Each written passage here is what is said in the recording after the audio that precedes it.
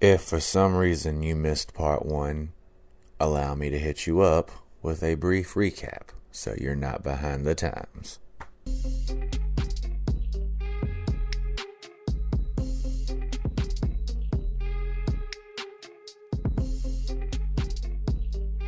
And without any further ado, the completion of the greatest luchadors of all time. 5. Rey Mysterio. Without a doubt, the most prolific underdog wrestler of all time.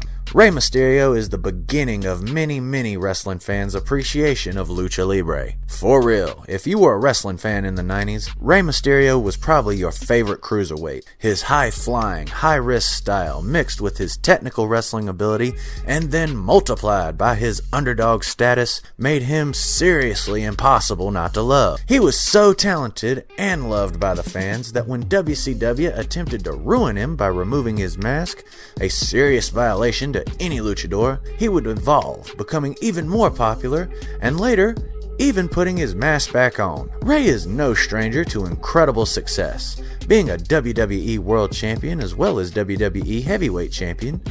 He has also held championship gold in several different promotions all over North America, as well as competing all over the world, including Japan, Qatar, Puerto Rico, and even Europe. But along with all that, he has the ability to back up the hype, and the Wrestling Observer newsletter has recognized him several times for multiple awards, and even though he isn't even retired yet, he already has been inducted into the AAA Hall of Fame as well as the Wrestling Observer Hall of Fame, and it's pretty much a sure thing that in the future, he will without a doubt be inducted into the WWE Hall of Fame. Awesome. Number 4, Eddie Guerrero. Latino Heat. He lied, he cheated, and he would steal. And boy did we love him for it.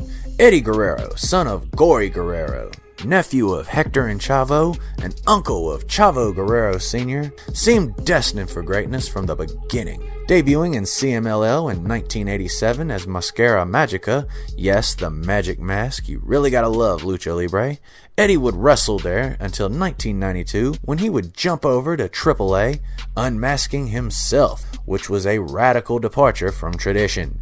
There he would team with El Helio del Santo as the Los Perea Atomica, a callback to the legendary team of his father Gory Guerrero and El Santo, and later with Art Barr as Los Perea del Terra, which is considered the most hated tag team in Lucha Libre history. Soon after, he would begin wrestling in New Japan as Black Tiger, as well as ECW. He would even win the ECW Television Championship, and go on to win New Japan's Best of the Super Juniors tournament. 1996 would see Eddie move on to WCW, where he would defeat Diamond Dallas Page to become the United States Champion. He would later defeat Chris Jericho for the WCW Cruiserweight Championship.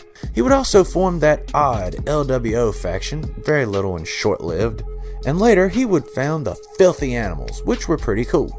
After this, he would then make his way to the WWE as part of the Radicals, but quickly moved on, creating the now iconic Latino Heat gimmick, as well as Los Guerreros with Chavo Jr. All in all, Eddie's time in WWE was well spent, participating in legendary feuds such as himself versus JBL and Brock Lesnar, and holding multiple titles, including the WWE Championship itself. We lost Eddie entirely too soon, but he has left a legacy that will endure as he has been inducted into several different Wrestling Hall of Fames, including but not limited to the WWE Hall of Fame, Wrestling Observer Hall of Fame, and AAA Hall of Fame. Awesome.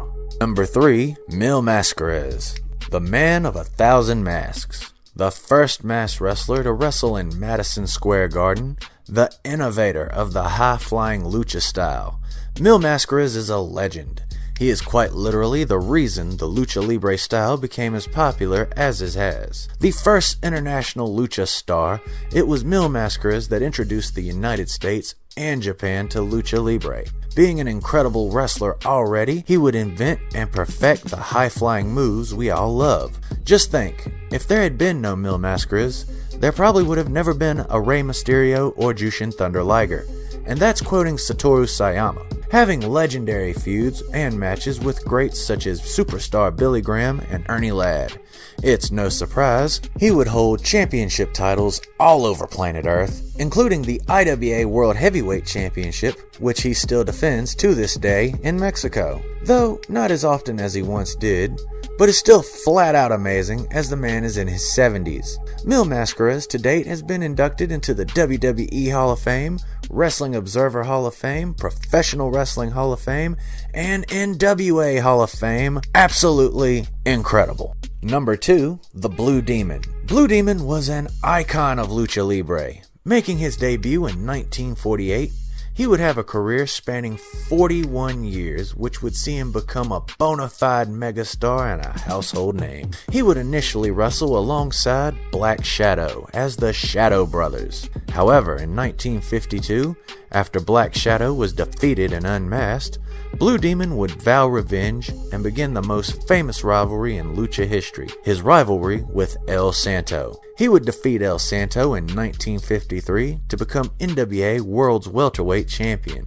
and would hold the title for an unbelievable 5 years, the first of 2 runs. Blue Demon also had an extremely successful acting career, starring in an amazing 25 movies, usually alongside fellow masked luchadors Mil Masqueras and El Santo.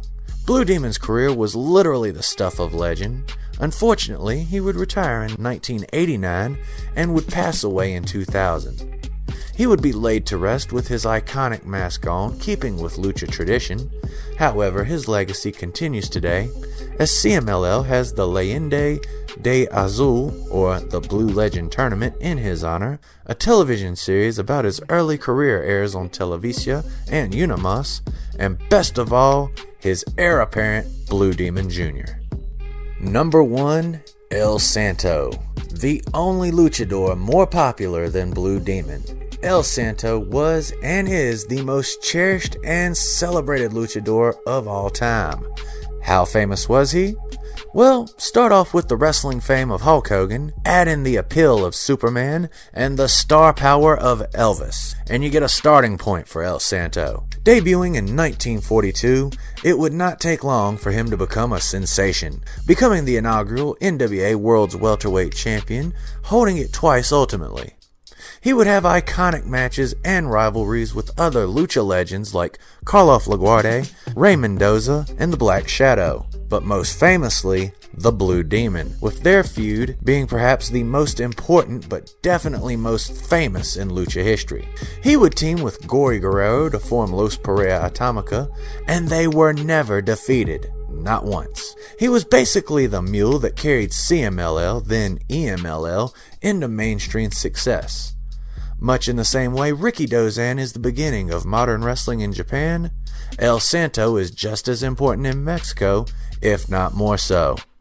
And at the same time, he was so much more. El Santo, along with being a Lucha-Libre megastar, would cross over into other forms of media, as he was the star of a comic book in Mexico titled El Enmascarado, which ran for 35 years, and best of all, his movie career. El Santo would star in 52 movies. No wrestler or luchador has come anywhere even close to this milestone, and perhaps no one ever will. He would retire in 1982 after an iconic farewell match, seeing him team up with Gory Guerrero one final time as Los Pereira Atomica, defeating their opponents. Unfortunately, El Santo would pass away in 1984. However, his funeral would see an entire nation mourn the loss, with the proceedings being compared to the death of a head of state. And perhaps most importantly, he began the iconic tradition of being laid to rest with his mask still on. Absolutely iconic. And that's the list. Now, as always, we both know I'm right there, amigo. But if you got something to add, or want to argue with me, or want to tell me I'm great, do it in the comments. I'm Walt, the most gangster nerd on YouTube, and I'll be seeing you soon enough.